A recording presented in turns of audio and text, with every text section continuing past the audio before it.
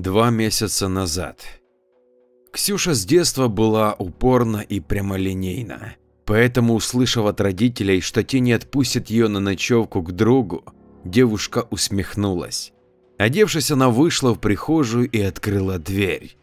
«А я пойду, слышали?» – крикнула Ксения и выскочила из квартиры, не дожидаясь ответа.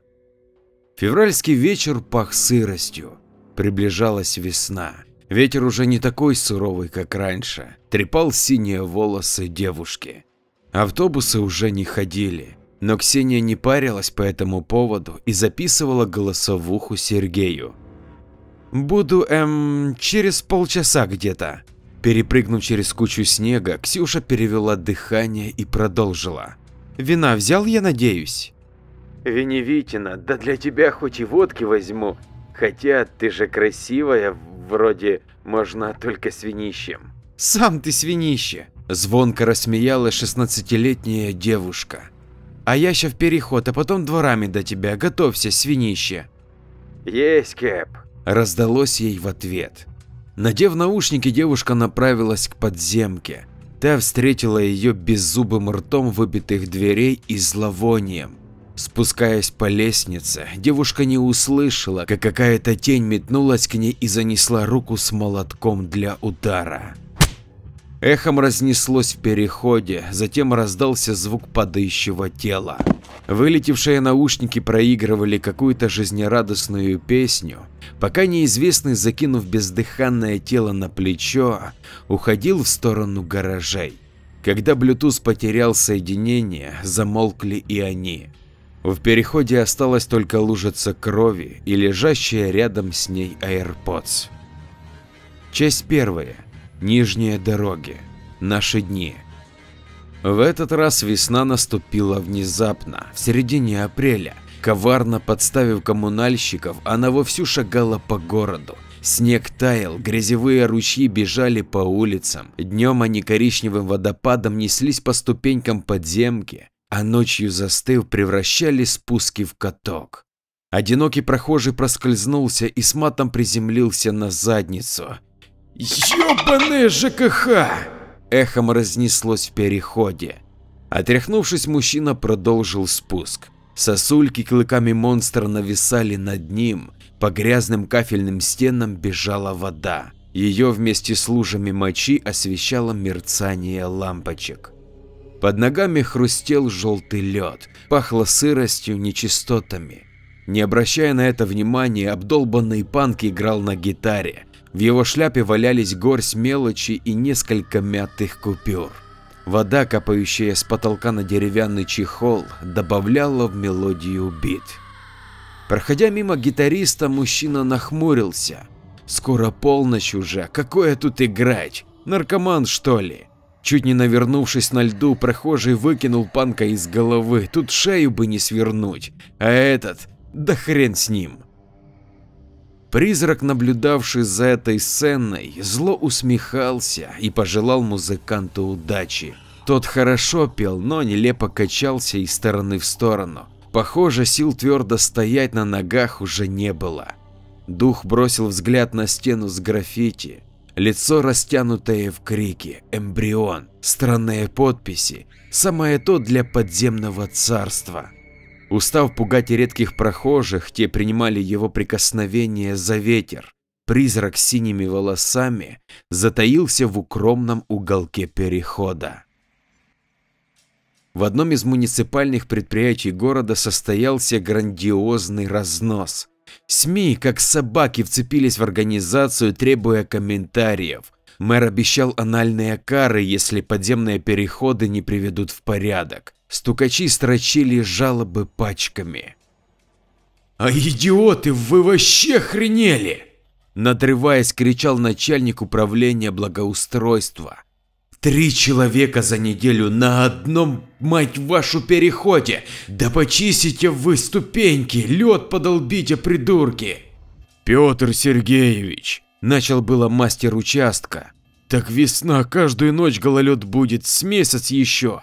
Слышать не хочу, сам пойдешь ночью снег долбить, сам! Ёбаные придурки, что за пиздец! Покрасневший как рак начальник тяжело вздохнул и закурил в кабинете. Его подчиненные виновато опустили глаза в пол и молчали. «Хуля!» – чуть успокоившись, сказал Петр Сергеевич. «Представьте, как мэр меня отымел, да и не по-человечески. Идет долбоёб поздно вечером, падает на лестнице в переходе и башку хрясь пробивает. Каково, а? А если я так навернусь? А если Анна Аркадьевна?» «Ну, вы же не долбоёб», – пошутил один из слесарей. Маленький кабинет утонул в хохоте коммунальщиков. «Короче, как хотите, но чтобы больше люди в переходах не падали. Все, выполнять, по коням!» – скомандовал начальник и выкинул окурок в окно. Получив выговор от заботливого начальника, Андрей брел по улице. Что-то с тем переходом было не так. Какого черта люди как мухи мрут? Обогнув мост, коммунальщик задумался. Перебежать дорогу или через тот переход пройтись? Не, лучше подземка. Там хотя бы машина не собьет. Хотя, кто его знает? Андрей бы не удивился. У входа мужчина обратил внимание на сосульки. Как они никого не пришибли. Закурив, коммунальщик будто на коньках проскользнулся вниз. В переходе панк орал какую-то песню. На другом конце светилась витрина круглосутки, куда мотыльками слетались вчерашние алкаши. Тут и там капала вода, сырой воздух швырял в лицо ароматы канализации. «Сигаретки не будет?» – спросил у Андрея пожилой алканавт. «Держи, дед. Что, скользко тут, да?» Старик рассыпался в благодарностях, затем закурил и ответил. «Это да, вчера я так ебанулся, что вырубило меня, и башка трещит до сих пор, мать твою». 3 человека за неделю тут умерли, слышал такое? Спросил Андрей, обдумывая слова алкаша. Тот стоял перед ним живой и почти невредимый. «Да вот хуй его знает, мутная хрень, сколько тут пью, не умер ни разу», – рассмеялся старик.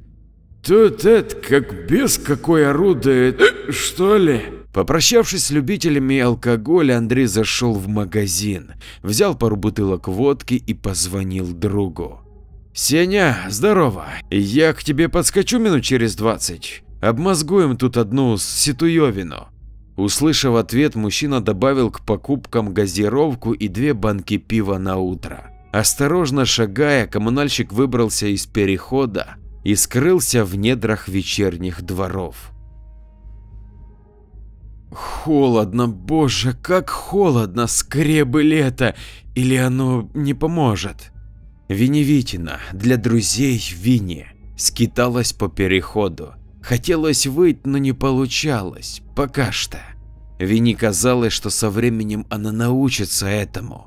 Дунуть в лицо прохожему? Ха, почему бы и нет? Тот скривился и молча продолжил путь. Видимо, удалось. Тогда сколько она не чистила зубы? 2 месяца? Да, последний раз, когда была жива. Тем вечером маньяк, проломив ей череп, унес тело за гаражи. Оставалось только догадываться, что он с ним делал. Грустно, вот бы обрушить кому-нибудь на голову сосульку. Вместо вечера с Сережей такой вот облом, так сдохнуть, ну просто пипец. Ей было страшно и одиноко. Мозг словно по щелчку включался около 10 вечера. Бестелесный дух только и мог что созерцать стены мрачного подземелья, слушать обдолбанного панка, играющего до 2 часов ночи. Кстати, интересно, зачем? Алкаши, закончив пиршество, покинули переход. Стало намного тише. Капающей с потолка воде девушка успела привыкнуть, этот звук не беспокоил ее, но ближе к 2 часам нарастало чувство тревоги. Прогулявшись по укромным закоулкам перехода, призрак задумался, кто станет сегодняшней жертвой и почему духи убитых не присоединились к ней. Так же с ума сойти можно от одиночества. О, прохожий, как Харон! Винни проводила его до выхода из подземного царства. Там, наткнувшись на невидимую преграду, девушка зарыдала. Гадство! Сволочизм! Как собачка на поводке! Так проходила очередная ночь перед убийством.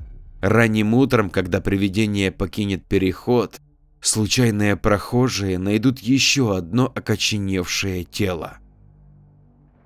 Часть 2. Минусовая температура. Тот же город 16 лет назад. «Дениска, ты дебил! Где мой фен?» Школьник вздрогнул и оторвался от любимой стрелялки. Сестра опять нашла повод докопаться. Вот злюка! Мальчишка помнил, что она оставила фен на подоконнике в своей комнате. Но отвечать ей, чтобы получить новую порцию крика, Денис не хотел. «Где фен? Я вся мокрая! Я сейчас твой комп как в окно выкину! Придурок, ты слышишь меня?» Настя больно ущипнула брата за плечо. «Да не трогал я твой фен, на твоем подоконнике он!» От обиды на глазах Дэна собрались слезы. «Посмотри!» Отвесив брату такой подзатыльник, что мальчишка с размаху ударился носом о клавиатуру, Настя побежала к себе. Утерев слезы, Денис поплелся промывать нос. По пути в ванную он проронил на линолеум несколько капель крови. И за это от сестры ему тоже влетит, это несправедливо. Вот бы она почувствовала его унижение, боль. Когда он вырастет, обязательно отомстит ей. Заедет по наглой роже, сломает ей нос и руку вдобавок. Так ей и надо. Может быть, тогда закончатся придирки и издевательства.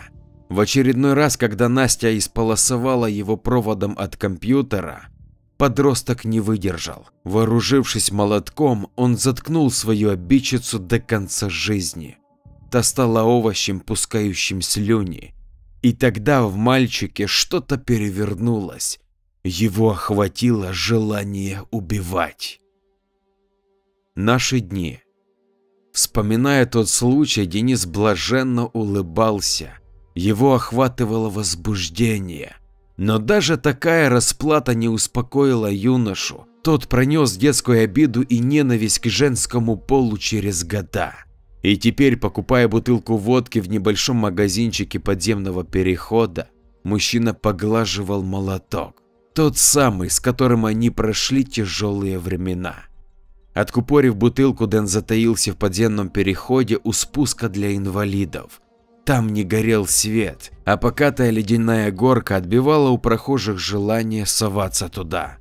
В этой части подземки было два основных выхода на поверхность. Магазин, расположившись посередине, робко освещал небольшой пятачок перед ним. Нужно пройти в другой конец перехода, к лестнице. Там в темноте ничего не стоило подкрасться к жертве со спины и опустить на ее затылок молоток. Несколько раз, чтобы наверняка. Маньяк сам не верил своему счастью. Не желая возиться с делами, полиция выдвинула версию, что причиной смерти тех девушек стал гололед.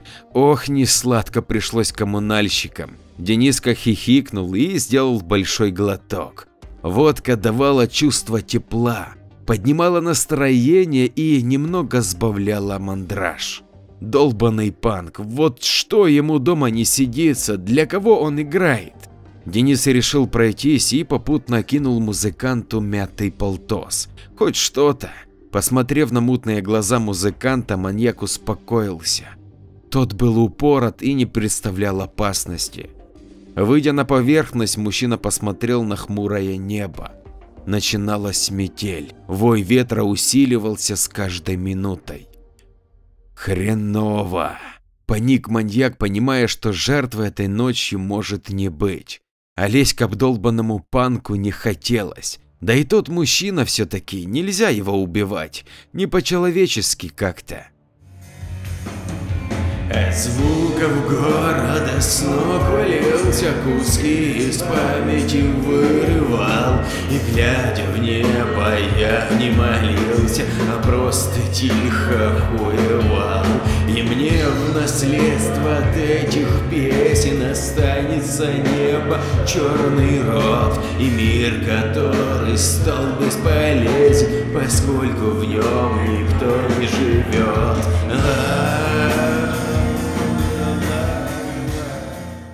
надрывался Панк. Хорошая акустика перехода доносила эти звуки до улицы. Маньяку стало не по себе, будто в этих строках было что-то пророческое. От звуков города с ног валился. Тьфу, блядь, завороженно повторял Дэн. Что за сборище одиночек и маргиналов? Может, все-таки прибить Панка? Веневитина задумалась. Маньяк стоял у входа и ловил ртом снежинки, будто заедал им водку. Может быть, он сегодня уйдет? Ей вспоминалась та ужасная ночь. Из-за музыки и воды она не услышала шаги позади. А дальше были лишь резкая боль и тьма, пока ее сознание не материализовалось в этом же переходе. Наверное, кто-то наверху хотел, чтобы она что-то сделала, как в фильмах, когда у призраков остались незаконченные дела на земле. Наверное, ей стоит предотвратить очередное убийство, но как? Метель усиливалась, дома напротив теряли очертания. В них один за другим гасли огоньки окон. На улицах было безжизненно и одиноко. Так пусто, так холодно. Закричав, что есть силы, девушка выплеснула накопившиеся эмоции. Отголоски ее крика смешались с воем метели. Маньяк вздрогнул и поежился. Что-то почувствовал. Тем временем коммунальщик Андрей, не зная о призраке и маньяке, открывал вторую бутылку водки. Его друг уже опьянел и выдвигал смелые версии. Да это по-любому маньяк, ментам лень работать, все на вас пихнули, ух, пидорасы. Да, похоже. Я у алкашей в переходе спросил, падают, но никто не помер еще. Разлив по стаканам напиток, ответил Андрей. А тут на, 3 девушки за неделю, это же, блин, бред. Не, ну мы, алкаши, народ живучий, нам похер. Открой окно, по-братски, накурили, блядь, пиздец. Андрей встал из-за стола и, пошатнувшись, впустил в комнату горсть снежинок и вихрь свежего воздуха. Блин, там же метель. Проветрим, не ссы.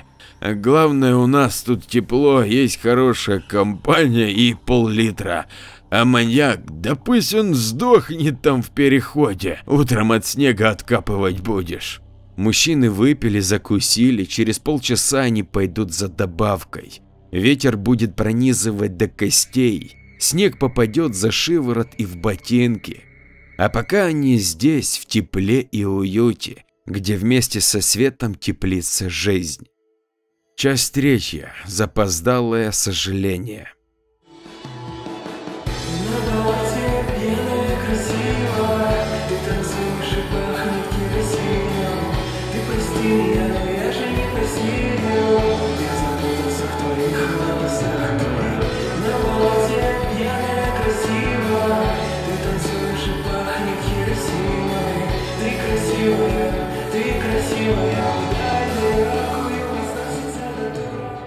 Услышала Винни из перехода. Панк заиграл невероятно красивую песню.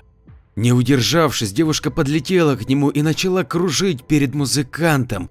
До того доносились лишь легкие дуновения ветра, пахнущего духами. Они встретились взглядами. Панк едва не выронил инструмент, песня тут же прервалась. В мутных глазах отразился испуг. Чё, мля? Каким-то образом прочла девушка мысли Панка, который испортил такой романтичный момент. Музыкант, избавляясь от наваждения, протер глаза и извлек откуда-то из-за спины маленький бутылек коньяка. Отхлебнув, одинокий музыкант начал настраивать гитару, осторожно оглядываясь. Винни усмехнулась. Похоже, с обдолбанными людьми она все-таки может наладить контакт. Хотя бы на мгновение. Тем временем мимо них быстрым шагом прошел маньяк. Кинув музыканту сотку, он бросил вслед. «Лучше вот это играй, у тебя получается». Призрак встрепенулась и последовала за ним. Мужчина направился в ту же часть перехода, где 2 месяцами ранее убил ее. «Сукин ты сын!» Винни заволновалась и пуля метнулась к тому злополучному входу. Маньяк словно чувствовал приближение жертвы. Уткнувшись в телефон, девушка направлялась ко входу в подземку. На ней были меховые наушники. «Как же ты не вовремя, дура!» Шли секунды, Веневитина размышляла, затем, вскликнув про себя «Эврика!», девушка мощным порывом ветра унеслась к Панку. Тот уже начал укладывать гитару в чехол, когда снова почувствовал запах духов. «Я здесь!» Хороший слух позволил музыканту расслышать едва уловимый шепот. Сглотнув, парень кивнул. Винни, вспомнив разом все фильмы о призраках, встала напротив Панка и попятилась спиной к его телу. «Если получится, я побуду в тебе», – эротично прошептала Винни и нервно хихикнула. Земля не ушла из-под ног вместе с ударом сердца. Кровь будто вскипела с бешеной скоростью, проносясь по венам. Ее зашатало. Привыкая к новому центру тяжести, Винни сделала несколько неловких шагов. Да, сучки, да! Я это все-таки удалось. Одной рукой опираясь на пожелтевший кафель, другой девушка неуверенно шарила по карманам. Зажигалка. Нет, не пойдет. В кармане джинсы, ключи и… Ой, оружие, конечно, грозное, но с ним на маньяка кидаться смешно. Винни засмеялась, забыв, что вновь обрела тело, девушка тут же прикрыла рот рукой, вроде бы пронесло. Отвертка с плоским лезвием. Так, взяв в руку инструмент, Винни сделала им несколько выпадов, метя в темноту. Ладно, сойдет. Немного освоившись, девушка ускорила шаг, затем перешла на неуклюжий бег. Тело плохо ориентировалось в пространстве, то ли из-за призрака в нем, то ли из-за наркотика. Девушка в наушниках преодолела лестницу и устремилась к другой, на подъем. За ее спиной можно было различить какое-то копошение. «Стой, пидор, стой, блядь!» Хотела грозно закричать Винни, но голос получился вялым и слабым. Однако маньяк заметил ее. Сделал рывок, он уже рынулся к жертве, но призрак устремилась наперерез. Не рассчитав дистанции, Винни влетела в маньяка, сбив его с ног. Молоток с гулким звуком ударился о пол. Девушка в наушниках почувствовала суету за спиной и обернулась, чтобы тут же застыть. Перед ней происходила схватка. Двое мужиков катились по полу, нанося друг другу удары. Тот, что постарше, скинул из себя парня и схватил валявшийся на полу молоток. Оба вскочили на ноги. «Прочь от бабы, мразь ебанутая!» – кричал юноша.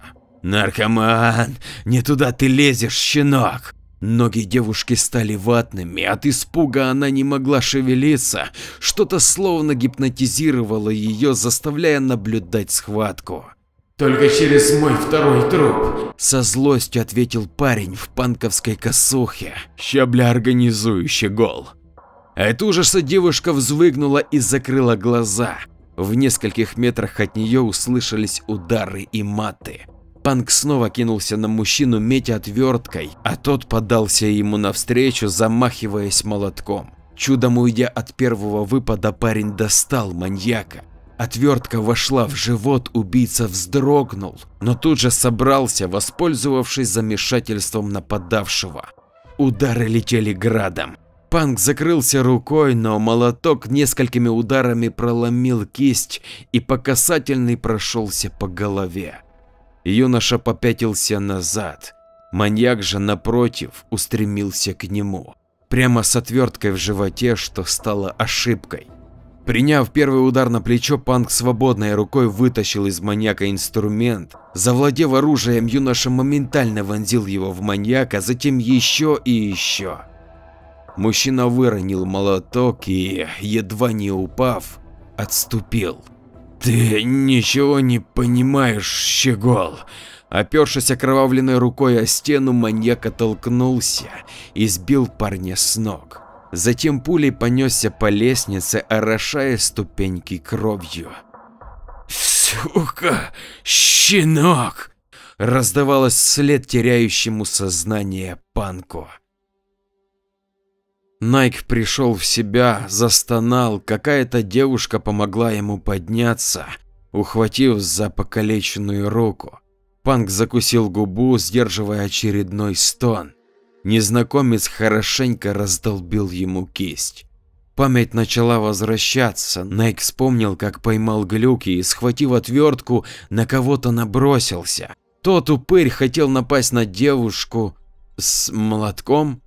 Мысли путались. Приложив здоровую руку к колбу, парень понял, что по нему течет кровь.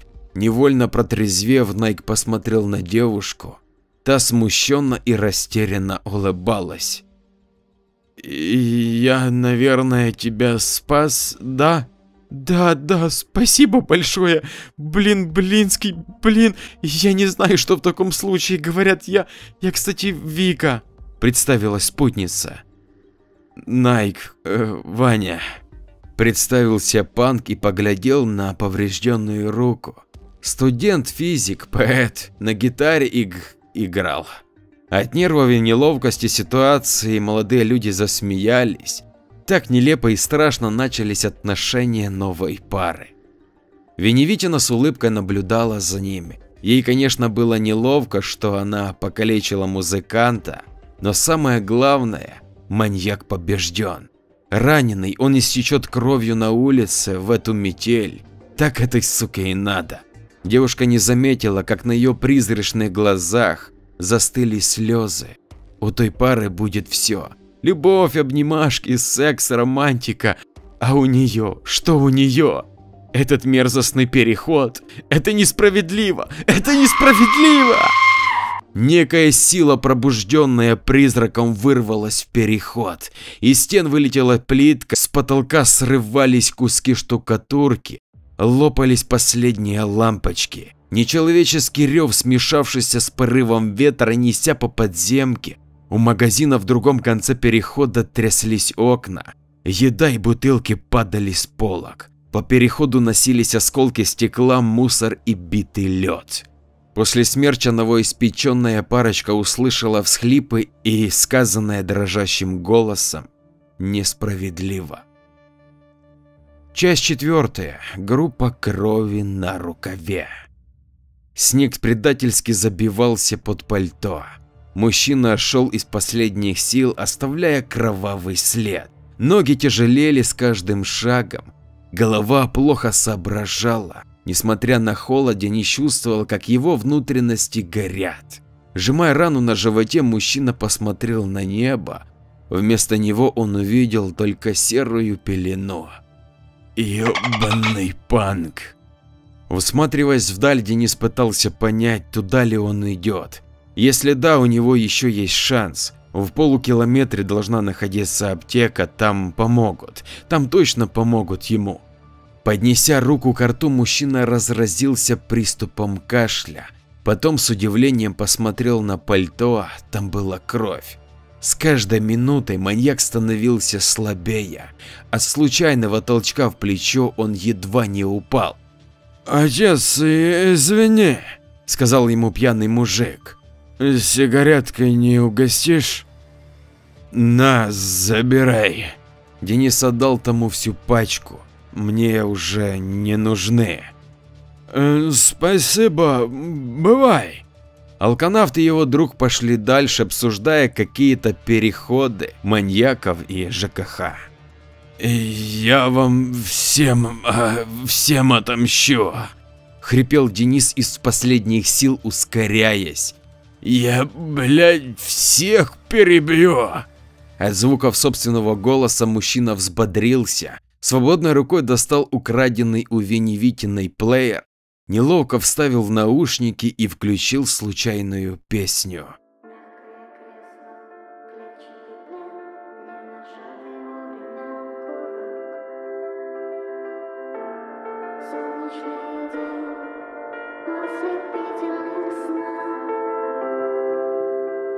Цой, как иронично и глупо. Выругавшись, Денис продолжил путь, все сильнее шатаясь. А ведь его сестра овощ. Настя небось пялится в окно и радуется метели. Эта сука любила метель. Сука, из-за нее все это началось. Из-за нее он может подохнуть.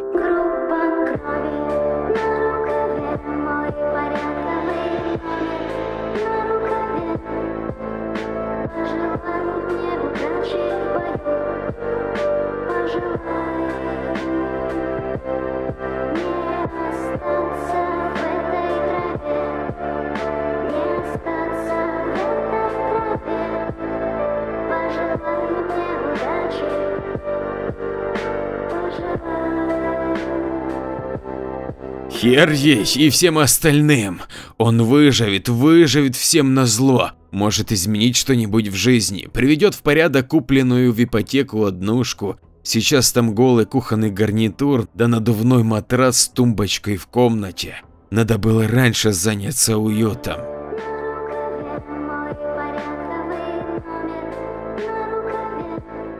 Казалось, Сою подпевала метель, проклиная весь мир. Маньяк брел во тьме, и алый цвет тянулся за его покачивающейся фигурой. Но и то скоро будет заметен снегом. Обессилев, Денис плюхнулся на колени, кровь утекла сквозь пальцы, как жизнь. Обе они были ужасно скоротечны в этот момент. Маньяк ненадолго замер, как статуя. Весь мир Дениса сузился до едва различимой полоски света далеко впереди. Скользя в луже собственной крови, мужчина нашел силы встать. Пройдя 100 метров, маньяк вновь упал. Если он поборет минутную слабость и сможет подняться, шанс еще есть.